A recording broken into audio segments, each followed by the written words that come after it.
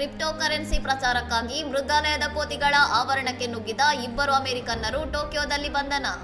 ಜಪಾನಿನ ಟೋಕಿಯೋ ಉಪನಗರ ಚಿಬಾದಲ್ಲಿರುವ ಪ್ರಸಿದ್ಧ ಇಚಿಕಾವಾ ಸಿಟಿ ಮೃಗಾಲಯದಲ್ಲಿ ಪಂಚ್ ಕೋತಿ ಇದ್ದ ಆವರಣಕ್ಕೆ ಅಕ್ರಮವಾಗಿ ನುಗ್ಗಿದ ಇಬ್ಬರು ಅಮೆರಿಕನ್ನರನ್ನು ಪೊಲೀಸರು ಬಂಧಿಸಿದ್ದಾರೆ. ಬಂಧಿತರನ್ನು 24 ವರ್ಷದ ರೀಡ್ ಜಹ್ನಾಯಿ ಡೇಸನ್ ಮತ್ತು 27 ವರ್ಷದ ನೀಲ್ ಜಬ್ರಾಹಿ ಡುವಾನ್ ಎಂದು ಗುರುತಿಸಲಾಗಿದ್ದು, ಇವರು ಮೆಮಕಾಯಿನ್ ಕ್ರಿಪ್ಟೋ ಕರೆನ್ಸಿ ಪ್ರಚಾರಕ್ಕಾಗಿ ಈ ಹುಚ್ಚು ಸಾಹಸಕ್ಕೆ ಕೈ ಹಾಕಿದ್ದರು ಎನ್ನಲಾಗಿದೆ.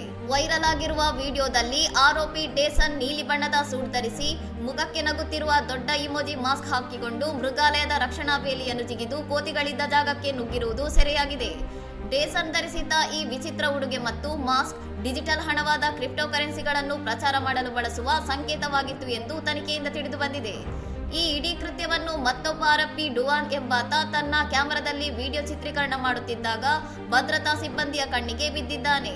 ಮೃಗಾಲಯದ ಭದ್ರತಾ ಸಿಬ್ಬಂದಿ ತಕ್ಷಣವೇ ಅಲರ್ಟ್ ಆಗಿ ಇಬ್ಬರನ್ನು ವಶಕ್ಕೆ ಪಡೆದಿದ್ದರಿಂದ ಅದೃಷ್ಟವಶಾತ್ ಅಲ್ಲಿನ ಪಂಚ್ ಅಥವಾ ಇತರ ಯಾವುದೇ ಕೋತಿಗಳಿಗೆ ಯಾವುದೇ ಹಾನಿಯಾಗಿಲ್ಲ. ಇನ್ನಷ್ಟು ಸುದ್ದಿಗಳಿಗಾಗಿ ನೋಡ್ತಾ ಇರಿ ಸೌರಂ ಟಿವಿ.